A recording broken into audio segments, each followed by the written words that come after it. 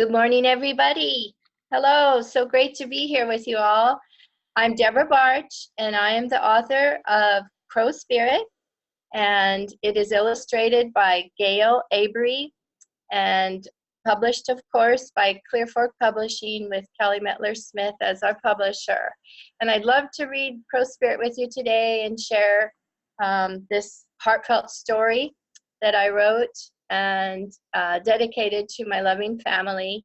I wrote this book after my parents had passed away, and I was missing them a lot. And so this story kind of all came together just in the blink of an eye, I call it. And I was actually on a walk, and some crows helped me go where I was supposed to go.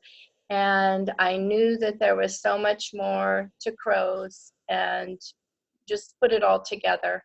And it's very, very heartfelt, and it can help anybody when you're healing and getting through the loss of a loved one, as we all deal with. And it has memories and interconnection with the crows, of course, and then intergenerational with the grandparents, as Cecily Jane in the story misses her grandparents. And when she meets friendly Mr. Crow on her everyday walk home from school, she knows there's more to it than that. So let's read Crow Spirit.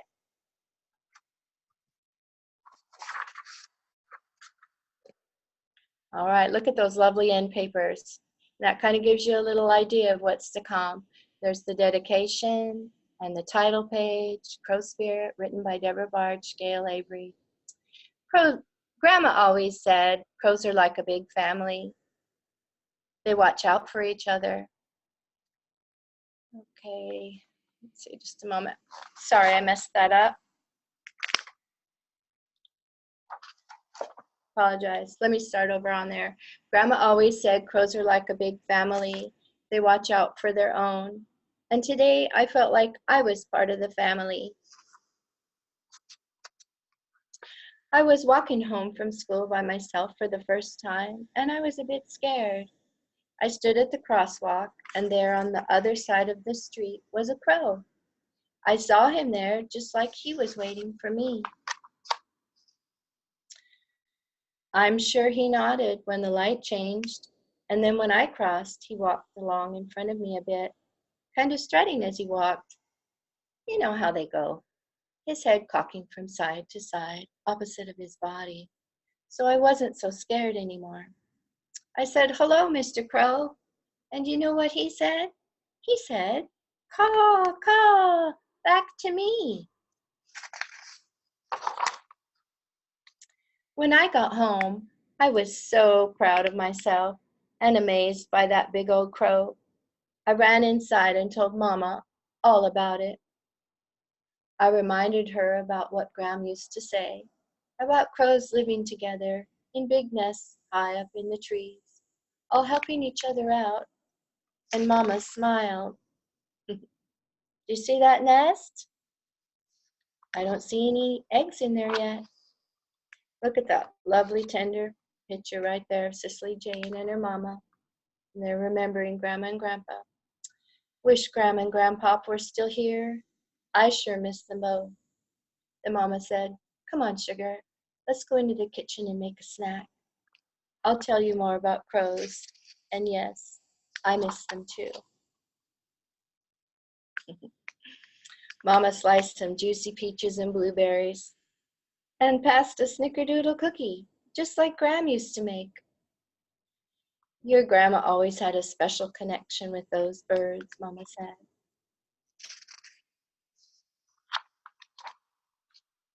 Gram loved how smart crows are, and how when the parents hunted food for their babies, the aunt and uncle crows would watch out for the little fledglings still in the nest. How many can you count in that nest? I count 3. How about you? She told me how when she was my age, Gram would take her out in the backyard and point up at that old tree, like she wanted to go up there, along with them, you know, join them or something. All right, how many eggs are in that nest?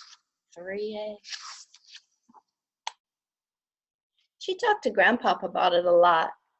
He'd smile and agree. Yes, dear, they are smart, watching out for each other, just like we watch over ours.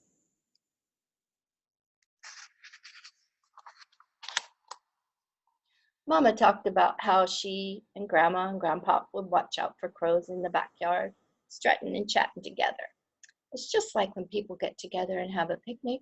Same thing, just crows being social. They'd listen to those crows calling to each other from treetop to treetop, warning of intruders, very protective of their young. Your Gran believed in crows. She felt their spirit just like a family spirit. I like that page. Mama, do you feel that same connection? Mama nodded yes, and I did too. Mama took my hand and walked me out to that same old tree. There was Mr. Crow. I'd recognize him anywhere. Sure hope he walks me to school tomorrow. Mr. Crow and I have a lot to talk about. I lifted up my arms and sang, caw, caw, caw. Mr. Crow called right back, caw, caw, caw, caw. I could almost see Grandma and Grandpa smiling. And then in the back, these are a lot of fun facts for you to further explore about crows. And since this is spring, it's the perfect time as crows are getting their nest prepared. They're gathering fur, they're gathering feathers, string, bits of sticks, and they're building those nests, and they lay between 3 to 6 eggs through the months of April and May, which we're in April right now. And they sit on the eggs for about 18 days. And then once they've sat on the eggs and they've hatched, the fledglings, they're called, still stay in the nest for up to around 35 days. And then once they leave the nest, so that'll be in June and July, they kind of are a little wonky, a little unstable, kind of like a little baby starting to walk. So if you see some on the ground further on in the summer, just know that the parents are right there watching out for them. They might be on top of a power line. They might be on a roof. They might be on the gutter, but they haven't left them. Crows are considered omnivores, which means they eat virtually everything from vegetables, insects. And there is a Migratory Bird Act that protects birds. And I wrote a little bit about spirit, which this book being called Crow Spirit kind of tells you what it's all about. And if a crow is ever bothering you, try to realize that they are more than likely watching out for their family and their young. And you might just be in his way. So give these birds another look. And then in the back, a little bit about myself and the illustrator, Gail Avery, whose illustrations are just so lovely and warm. I'm just so thankful that she was able to illustrate this book so lovely. And then of course there's the snickerdoodle recipe. I sure hope you get a chance to try it. That's my family recipe, my favorite from my grandma, but I'm sure you've got a favorite cookie recipe from your grandma or a relative that you love to create also. And then here's the pretty end paper in the back. I do also have a craft project if anyone is interested. It is a family nest, and we create these. They are so much fun. They're from recycled paper, and you can make your own family nest. I'll have a link to that.